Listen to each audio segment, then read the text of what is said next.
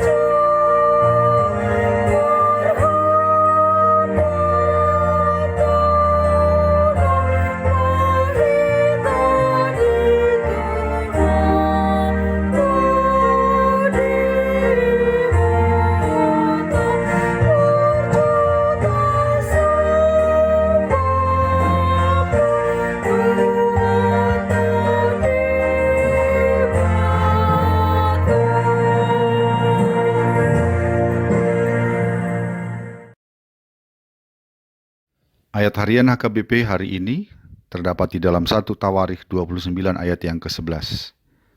Ya Tuhan, punyamulah kebesaran dan kejayaan, kehormatan, kemasyuran, dan keagungan. Ya, segala-galanya yang ada di langit dan di bumi.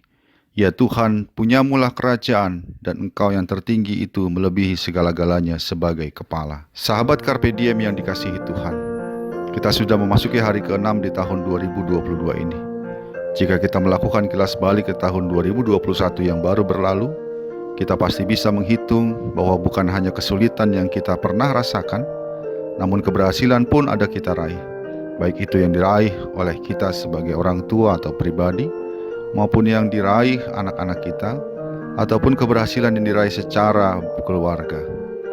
Tentang segala keberhasilan itu, baiklah kita mengingat apa yang terjadi pada kapal Titanic. Kapal Titanic tenggelam pada 15 April 1912.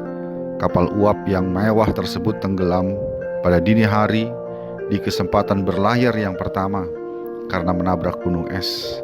Dari kecelakaan tersebut, lebih dari 1.500 penumpang dan awak meninggal dunia.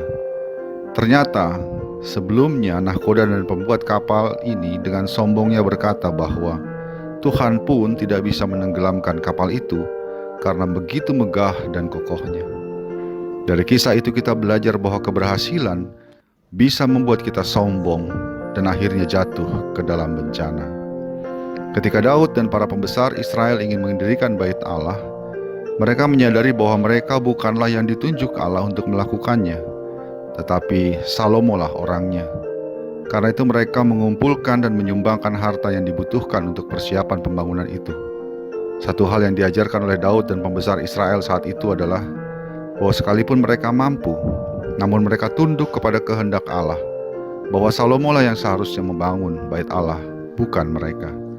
Bahwa sekalipun mereka memiliki harta kekayaan yang berlimpah, namun dengan pimpinan Daud, mereka memuji Allah dan mengaku bahwa semua, yaitu kebesaran, kejayaan, kehormatan, kemasyuran, keagungan, dan segala-galanya yang ada di langit dan di bumi, termasuk harta yang mereka miliki, adalah milik dan kepunyaan Allah saja. Sungguh suatu kerendahan hati yang didorong oleh iman dan takut akan Allah. Keberhasilan dan kehebatan juga disediakan bagi kita yang dikasihinya. Jika semua itu bisa kita raih, baik kemarin, sekarang, ataupun nanti, baiklah kita tetap rendah hati seperti yang dinampakkan oleh Daud. mengakui bahwa semua yang kita punya adalah milik dan kepunyaan Allah, dan karenanya hanya kepada Allah pujian dan kehormatan layak kita sampaikan. Amin.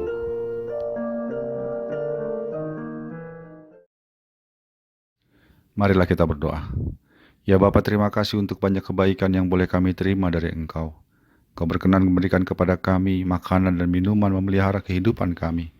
Dan bahkan Kau memberikan kepada kami kehormatan, kemuliaan, jabatan, dan banyak prestasi yang boleh kami raih. Kami mau ya Tuhan mengagungkan dan memuliakan Engkau dengan semua itu. Sebab kami mengamini dan menyadari bahwa Engkaulah yang mempunyai segala sesuatu, baik di dunia ini maupun kehidupan kami. Kiranya Engkau memampukan kami untuk selalu rendah hati dan memuliakan Engkau dengan segala yang Engkau berikan. Dalam Yesus Kristus kami berdoa. Amin. Kasih karunia dari Tuhan kita Yesus Kristus, anugerah dari Allah Bapa kita, dalam persekutuan dengan Roh Kudus menyertai engkau sekarang dan selamanya. Amin.